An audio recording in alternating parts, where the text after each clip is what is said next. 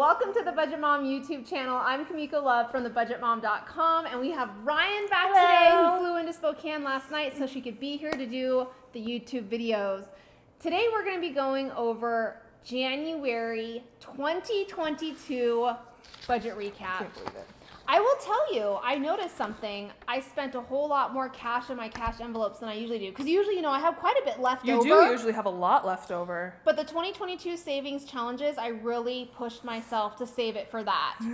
Because we did if you're not familiar with my 2022 savings challenges, we are working on doing 24 adult savings challenges for the month of 2022. We started and kicked it off in January.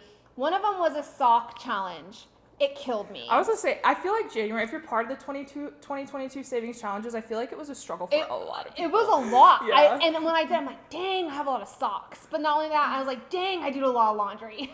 I do a lot of laundry. One of them was a laundry challenge. So I'll leave a link in the description below, or I'll go ahead and make sure that I post the 2022 savings challenges in this video so you can access that quickly.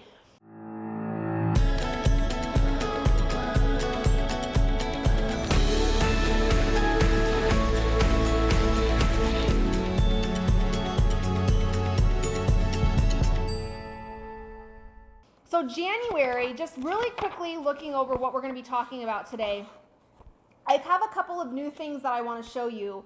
One is I started a brand new yearly tracker. Oh, right. Duh. I'm 2022. Yes, and okay, hold on. So yeah, so I started, because it's a new year, I started the new yearly savings trackers, and I wanted to quickly show what that looked like. I remember I did receive a comment like, Miko, what are these graphs for? So I'm going to show you that because I started that. But for the most part, I was over budget and some things we're going to be getting into that. Major new savings goals for me. Financial goals in general. Yeah. I have 5. You do have a lot going on. I have a lot going on. And it's at that point where internally I'm at that point where I feel like I'm spreading myself thin. Yeah. So spreading yourself thin with your financial goals means you have the money to fund your financial goals, Right. but when you spread them out among so many different financial goals, it's hard to make progress or see that progress on all of them. I get that. And so I'm right at my tipping limit where I'm like, should I cut back? No, I'm staying the course. Not doing it. I'm staying the course. I have a plan, and I'm going to stick with it, even though it is a little overwhelming. So It'll be worth it. Yes. It'll be worth it. January, what's up with you? It was pretty normal. There are a couple things I'll show whenever we do the overview, but I'm kind of getting in the hang now. I've been in Kansas for October, November, for 3 full months, almost 4 full months. So I'm kind of getting a better hang of my new bills. My utilities is still kind of wacky. I'm still trying to track that one down. But there are 2 categories that I realize that I can tweak a little bit just from seeing how it's been since I moved. So I'll talk more about that. Have you seen a rise in prices over there as well? Well, because, it's hard. I know you have an Aldi. Yeah, we do have an Aldi, which is a lifesaver. And I've heard from everybody that has an Aldi that that's literally the best place to go grocery shopping. The thing that I struggle with is meat, but like I said, last month, my uncles, we have beef. We're pretty stocked on, ground beef.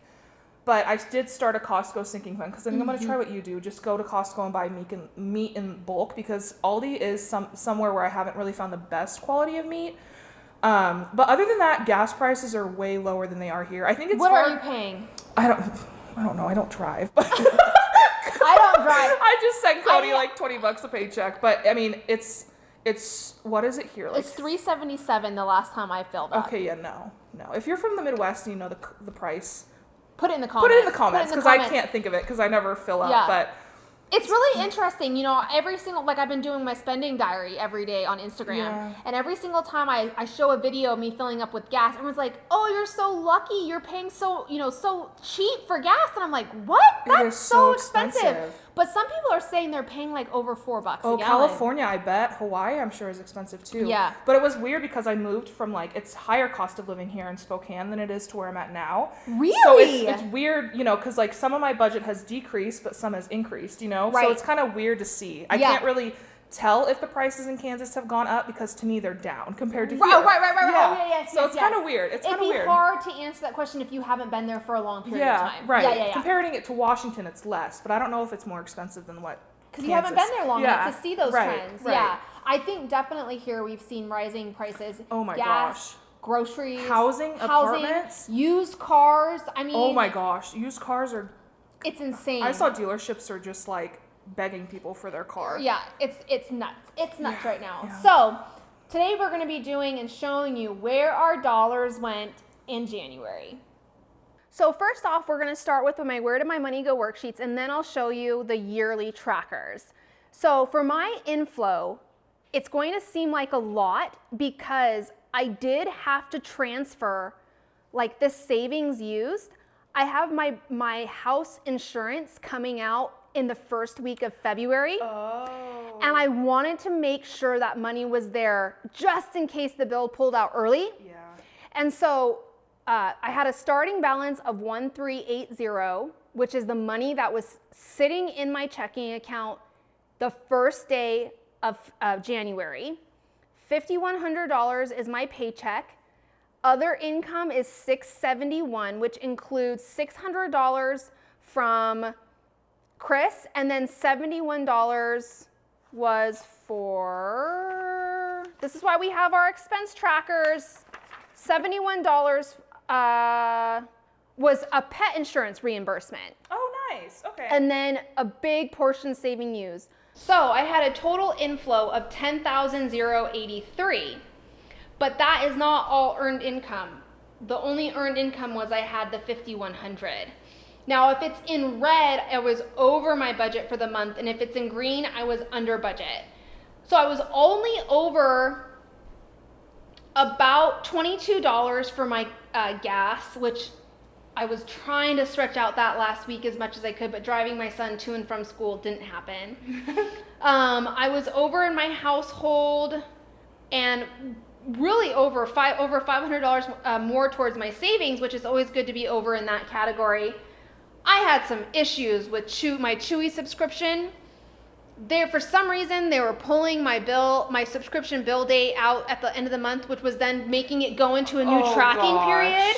So technically in January, I had Chewy come out in the beginning and the end of the month, but I got it fixed. And so now we'll only be seeing one charge for my Chewy bill every month. And then of course I spent the $99 on my wedding.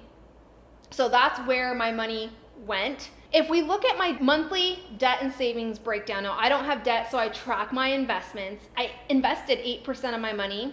63% went towards my son's college fund, 38% went towards my brokerage non-retirement investment accounts.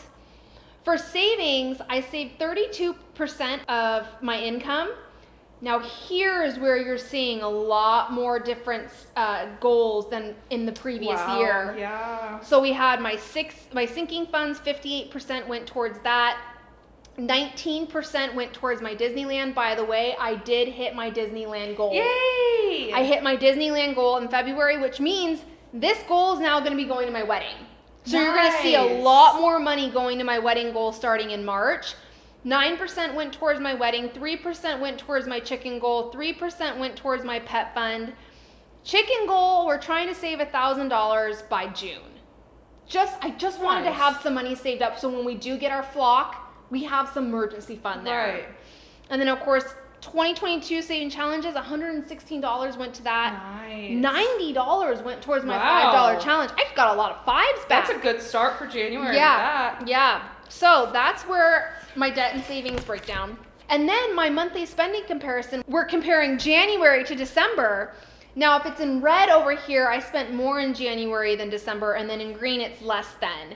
So I did spend more on my gas and car, a lot more in my household because I went to Home Depot. I was finishing up some different types of things around the house. I even posted about it on my Instagram. And then $200 more towards savings. Miscellaneous, it's because I spent $0 in December. I actually spent money from my miscellaneous in January. And then of course, the new category you're going to be seeing in my budget recaps is how much I'm spending on my wedding. And then, so that's and then we had an increase of $26.80 for my inflow, but that's because I put that money in my checking account It was money I already had saved in my house insurance sinking fund. It was a separate savings account at my credit union. So that is my January budget recap. So as promised, I'm going to show you the beginning of my yearly spending trackers. Now, all of this is pulled from your Where Did Your Money Go worksheets or your expense trackers. You're just placing them where you're going to see them in an entire yearly view.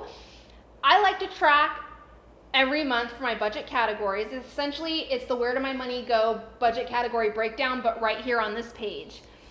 That's what I use this for. And then yearly balance overview is like my savings, my debt, my retirement balance, and my net worth. I like to track my net worth like on a graph. Oh yeah, so you can see it over for time. the year, yeah. And my retirement for over the year. Nice. That's what these graphs are for. You can write in, and some people when they have debt, they like to watch it go down, right? Right. So you might choose to track your debt here. And then over here on the left side is the balance, and over here is the months. So I just filled in these numbers based on my personal situation, but I got that. And over time, you'll start to see me filling up all these for all the different, it's kind of cool. It is going to be to cool see to look it in back yearly on. form like this. I know a lot of people wanted me to do a yearly spending overview for the entire month of 2021. Mm-hmm. For some reason, I stopped tracking in June on this yearly tracker. So I didn't have all that information, but this year I remembered, and I'm doing it this way. Okay, perfect. So here's my January Where Did My Money Go worksheet, starting with the monthly budget category breakdown.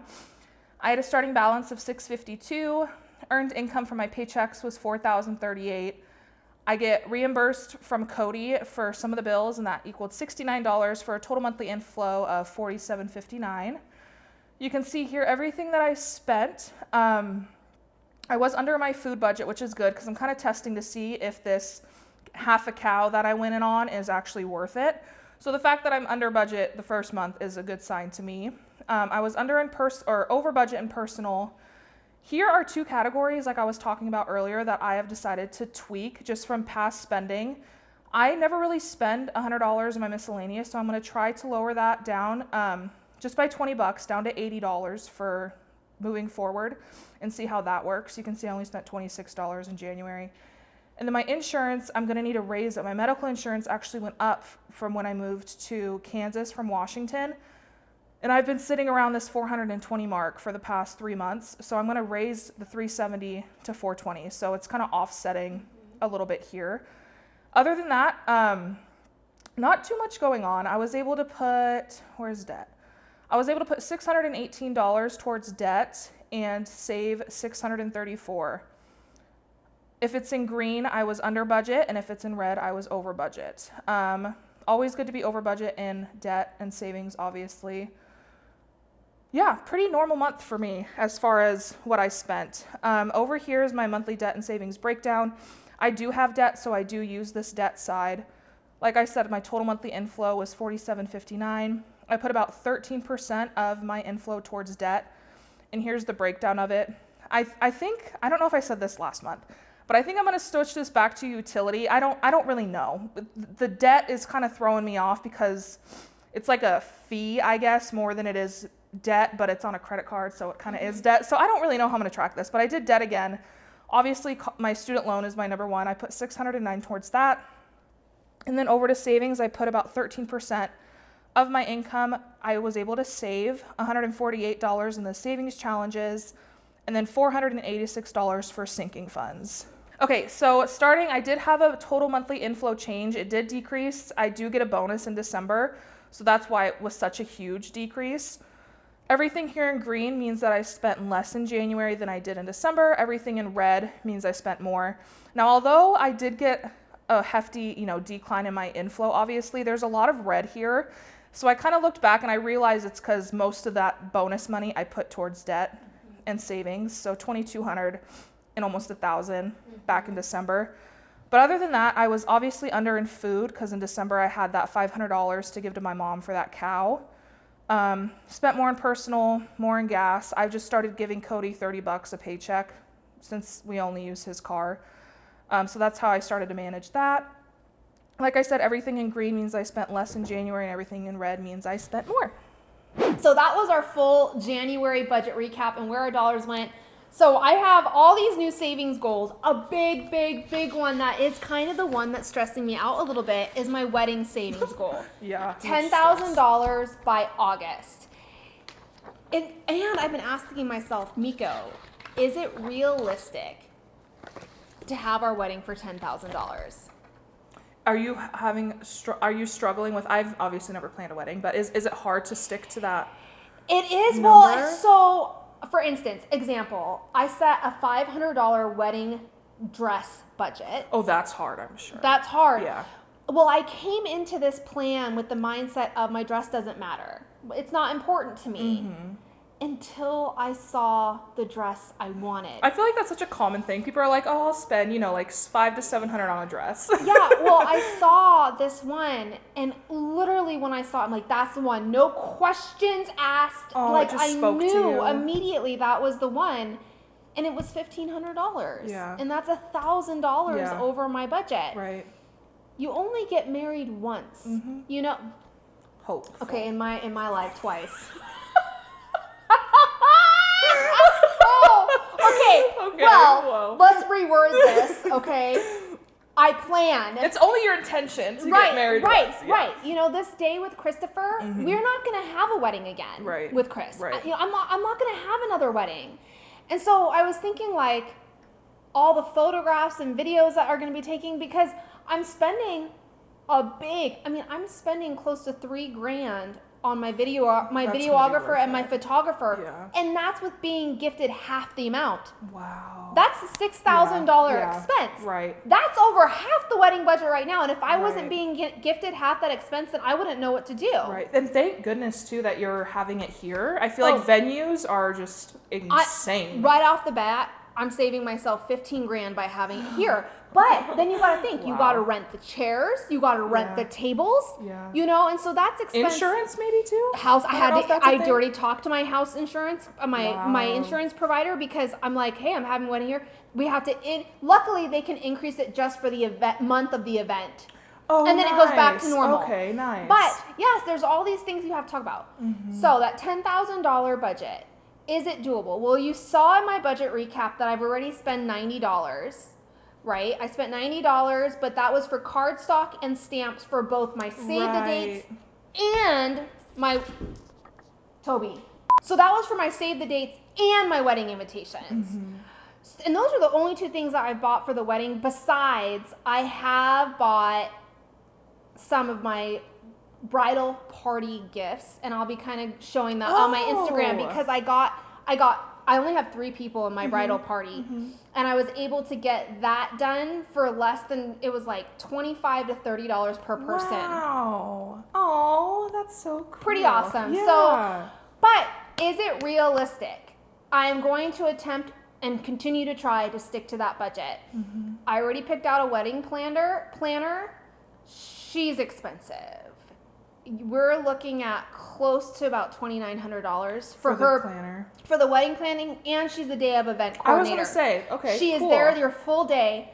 So that's a big expense. Yeah. And then I already know who I want to do floral. I was referred by someone. I love her. Aww. And so all the deposits for these people are going to be happening in February. Right. Luckily, by then, Chris and I will have about $2,000 to $3,000 saved up. Wow. That we can use for those deposits. Nice. And then we'll have the rest of the money saved to pay. You'll keep like replenishing that savings account. So okay. I mean, that's how we're planning to work it out. Yeah. But this is what my big thing is. Now, going into March, if we look into February. Okay, we're in February. Okay, we're just going all over the calendar here. Okay, so in February, though, I have my Valentine's Day sinking fund. Yeah. You're going to be finding out in February how much I spent of that. Now, I saved $1,100. That's right. You did have a bigger goal. Yeah, and so Chris and I sat down. We're like, well, let's still do our dinner, get each other gifts, whatever, but then let's use whatever we don't use and put that towards the wedding. Priorities, yeah. Yeah, so I think I'm hoping to put about $900 towards the wedding goal from that. So just repurposing the dedication of that. Because you guys were planning on going like out of, on a little vacation. Yeah, we wanted to go to the Montana hot springs for the weekend. Oh, that's right. And that's where I came up with that dollar amount.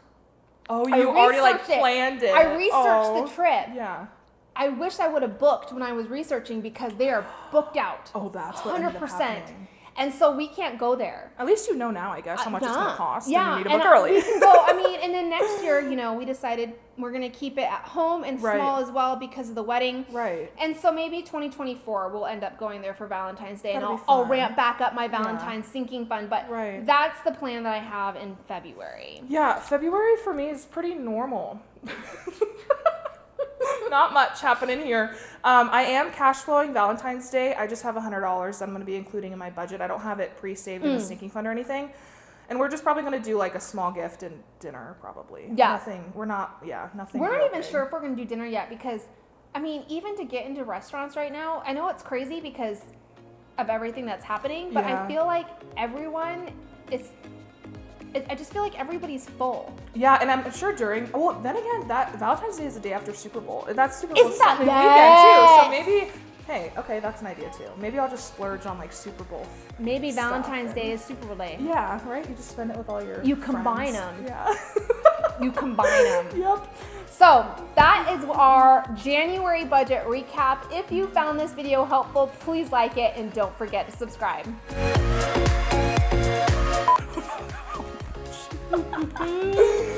February, yes. Oh, Valentine's Day.